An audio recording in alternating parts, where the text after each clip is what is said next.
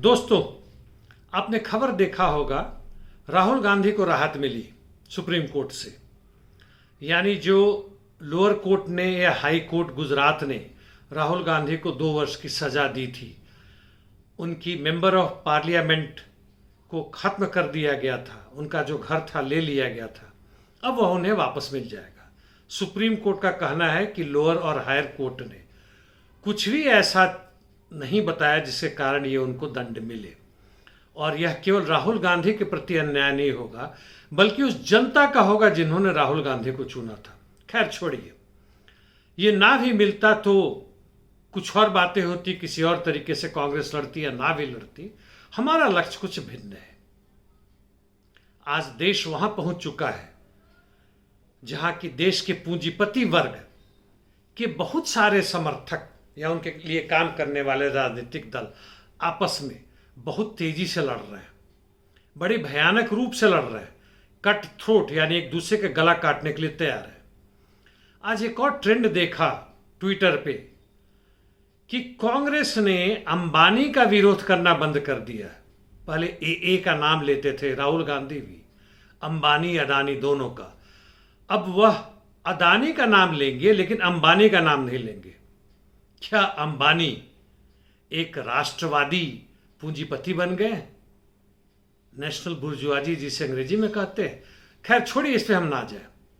मैं इतना ही कहने के लिए आया हूं दोस्तों, आपके सामने हाजिर हुआ हूं कि मजदूर वर्ग यानी वह वर्ग जो ऐतिहासिक रूप से आज यहां पहुंचा है, पिछले 400 या 500 वर्षों तक के बीच में राजतंत्र से होते हुए तथाकथित प्रजातंत्र में आया, जहां एक तरफ पूंजीपति वर्ग है जिसके हाथ में इस देश की सारी संपदा, उत्पादन के साधन, बड़े बड़े फैक्ट्रीज, माइंस, बड़े बड़े जमीन जितने भी हैं जिसके हाथ में है, सत्ता भी जिसके लिए काम करती है यानी स्टेट, राज्य सत्ता जिसके अधीन में या साथ में कह लें यदि स्वतंत्र है, चलिए आपके लिए मान लेता हूं, जैसे न्यायालय जो सुप्रीम कोर्ट ने आज आदेश दिया, पुलिस, सेना और जितने भी तथाकथित स्वतंत्र या कुछ स्वतंत्रता के साथ ऐसे इंस्टीट्यूशन से जो काम कर रहे हैं, शिक्षा, स्वास्थ्य,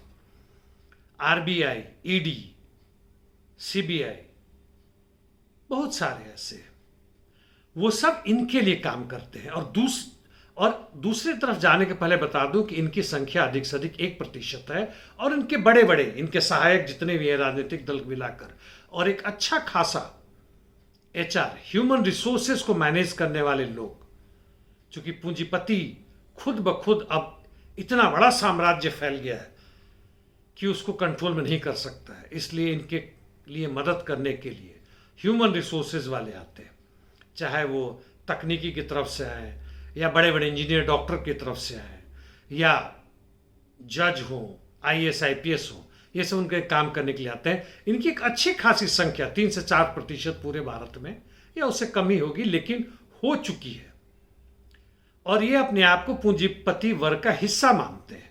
कम से कम मजदूर तो अपने आप को नहीं मानते ये लोग, और इनके बिना पूंजीपति वर्ग का आगे चलना भी बड़ा मुश्किल है।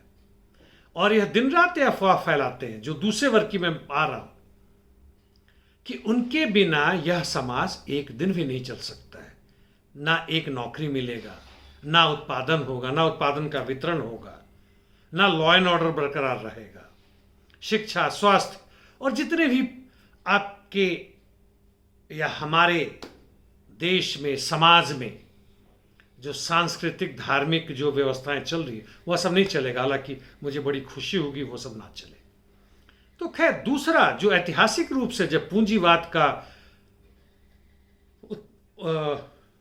की पैदाइशी हुई, उसके साथ साथ मजदूर वर्ग है, यानी वह वर्ग जो भारी संख्या में था और अब 80 से 90% है, उससे भी अधिक है, जिसके पास उत्पादन के साधन नहीं है, उसके पास बड़े बड़े जमीन के टुकड़े नहीं है, माइंस नहीं है, फैक्ट्रीज नहीं है, इंडस्ट्रीज नहीं है, बड़े बड़े हॉस्पिटल्स नहीं है, शिक्षा संस्थान नहीं है।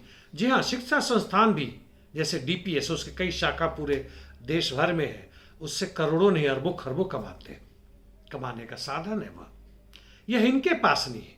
इनके पास अपना दिमाग है, जो इन्होंने स्किल हासिल किया है बनाने के लिए, चाहे आईटी में हो, एचआर में हो, खेती करने वाले मजदूर हो, स्किल है, अपना श्रम शक्ति बेच सकते हैं बस। और इनके साथ साथ बीच में सबसे ऊपर में तो बताया पूंजीपति वर्ग, फिर उसके जो पैरासाइट्स, बिल्कुल परजीवी हैं, जो उनकी व्यवस्था चलाते हैं, उसके बाद यह मजदूर यानी मेहनत कश जनता। और उसके साथ साथ और भी है, छोटे मोटे व्यापारी भी हैं जो कि दिन रात मजदूर वर्ग की तरफ बढ़ते आते रहते। एक दो हो सकता है ऊपर भी चले जाए, लेकिन ऊपर जाने वालों की संख्या बहुत कम होती है, चाहे वो खेती में हो या व्यापार में हो या मजदूरी में हो। हाँ, मजदूर वर्ग की यह बड़ी संख्या जो है, तकरीबन 50 से 60 करोड़ के बीच में है, उसका 93-94% जो है वह अनऑर्गेनाइज सेक्टर में है, यानी ऐसे सेक्टर में है जो सरकार का नहीं है, बड़े पूंजीपतियों का नहीं है, और वहां काम करते हैं, जैसे ठेला लेकर, या हो सकता है ई रिक्शा। यदि दिल्ली में देखें तो एक इंसान के पास 3-4 ई रिक्शा है, उन्होंने जहां तहां ड्राइवर को अपने वेतन के द्वारा रख रखा है, उनसे चलाता है, उसका भी मुनाफा लेता है। हालांकि कुछ मूर्ख कहते हैं कि वह भी पूंजीपति वर्ग में आया है, किसके किसके खिलाफ लड़ी है। जी नहीं, वैसा पूंजीपति वर्ग नहीं है, ये छोटे मोटे बहुत सारे निम्न पूंजीपति वर्ग से भी गए हुए।